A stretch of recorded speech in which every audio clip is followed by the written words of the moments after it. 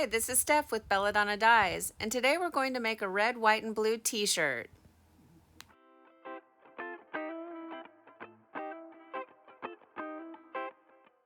Start by drawing a line across the chest wherever you prefer that to be. This is going to divide the blue from the red and the white, and then pleat fold along this line.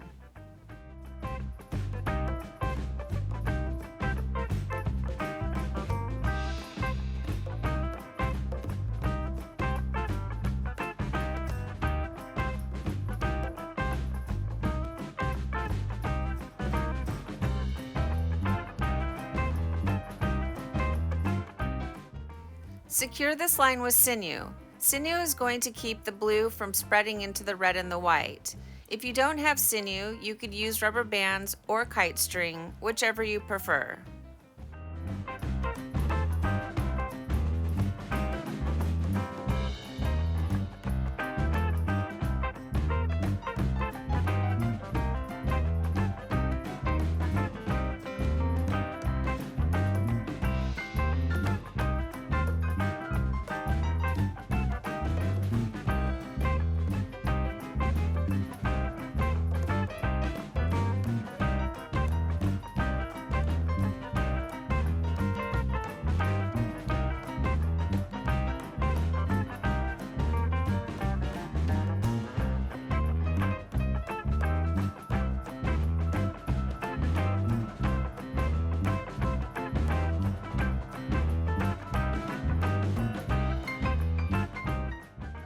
Now pleat fold the rest of the shirt.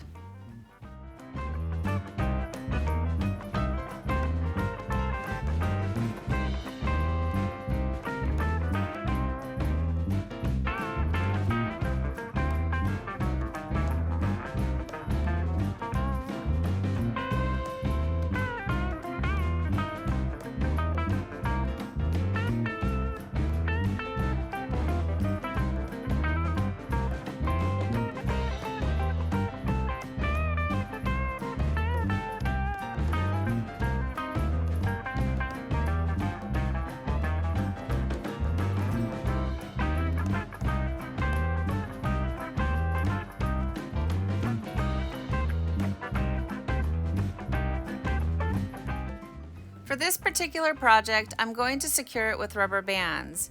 And I want to say thank you to whomever it was that suggested that I use the tiny hair bands. They do work perfectly. They're my new favorite thing. I couldn't find the comment where you left that, so if you're seeing this, please announce yourself so I can properly thank you.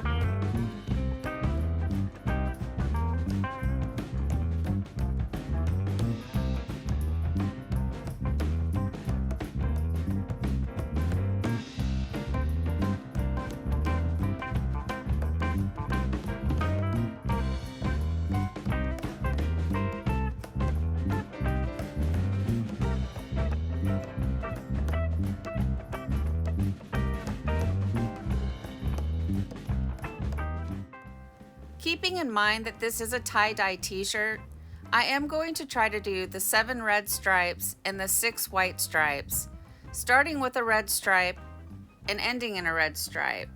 I do run the risk of having purple in the middle.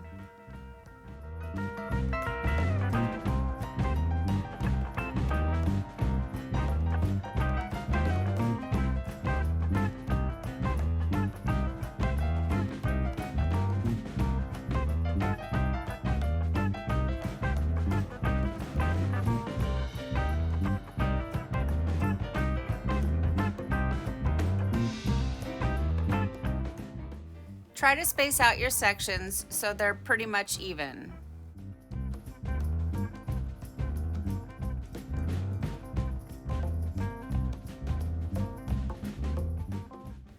Next, pleat fold the rest of the shirt. And this is my attempt at a ripple scrunch. It's not the easiest thing to do and I need to play around with it, but I think you can achieve some really cool results.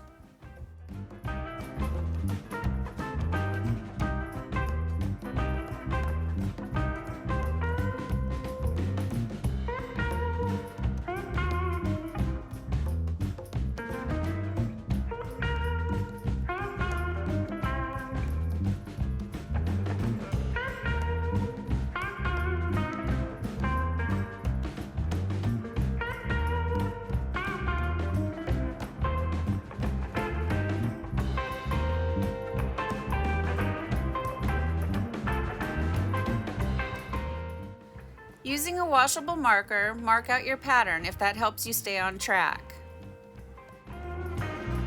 I'm using thick water to fill in the white space. Since I'm using rubber bands, it's super important for this one because the red is definitely going to creep. I have a tutorial for the thick water and you should check it out if you haven't already. It's in the playlist Tie-Dye Tools.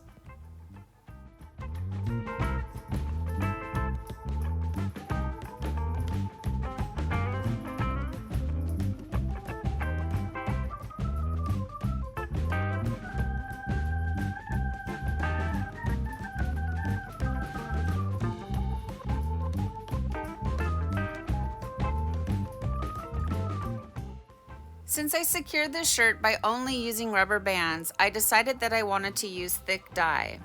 And how I thicken my dye is I use 1/4 teaspoon of the sodium alginate and I mix it with an immersion blender.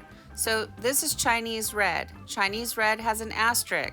So therefore you're going to use 1 cup of water and 4 teaspoons of dye.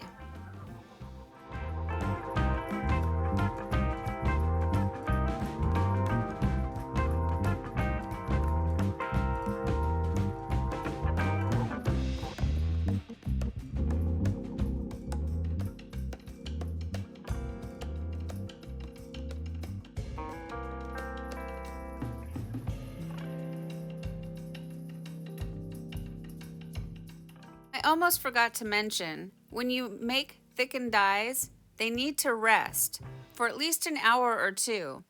I prefer to let mine sit overnight and then by morning they are a perfect consistency.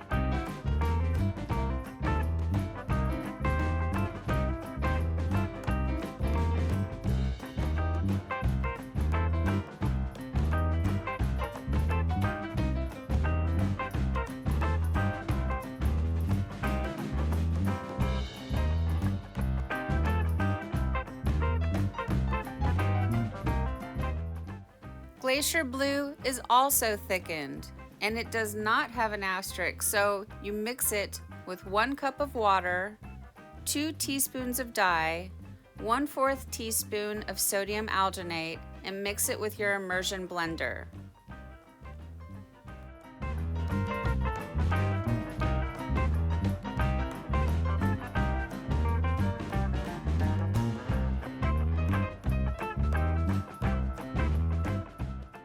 Cerulean Blue is also a thickened dye.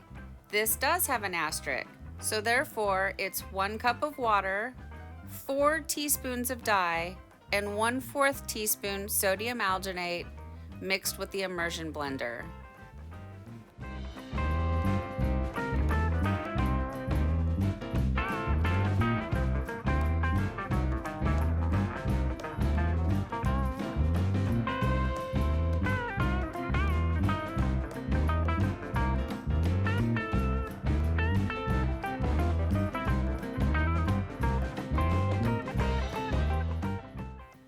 I let my shirt sit for about 10-15 minutes, and then I came back and I'm gonna flip it over and repeat the same thing on the back side.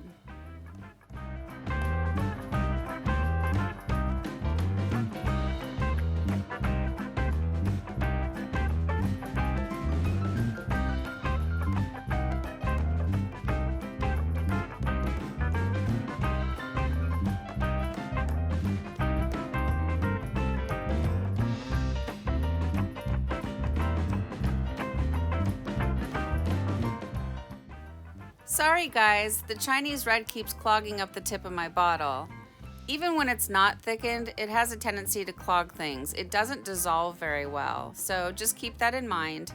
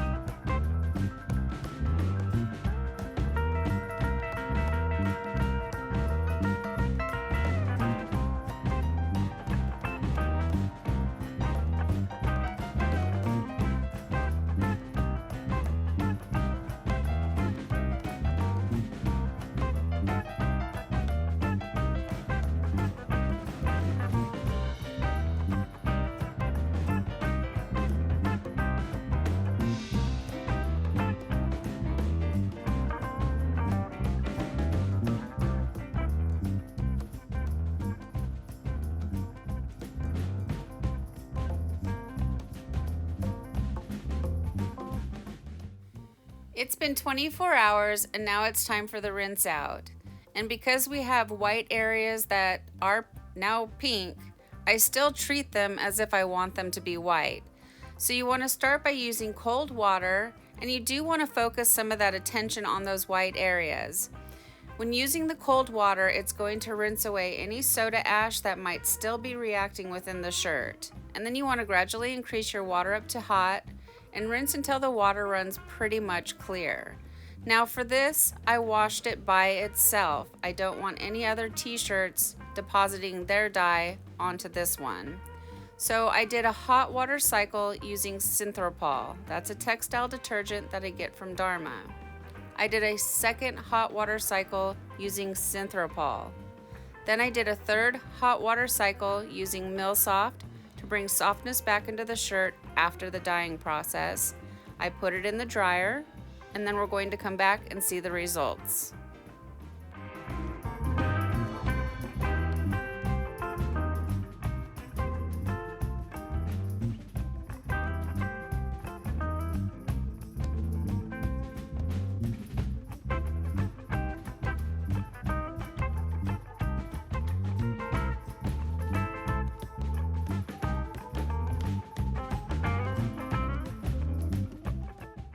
Well, here it is, guys. Here's our shirt after it's been washed and dried. Now, the blue ended up creeping into the red anyways, even though I did use sinew. I didn't use as much as I normally do, so in the future, I think I'll wrap it around a few more times. But you know, I'm not that mad at it. It kind of does give it a really cool effect. And it really didn't turn out as purple as I thought it would. So I'm all right with this.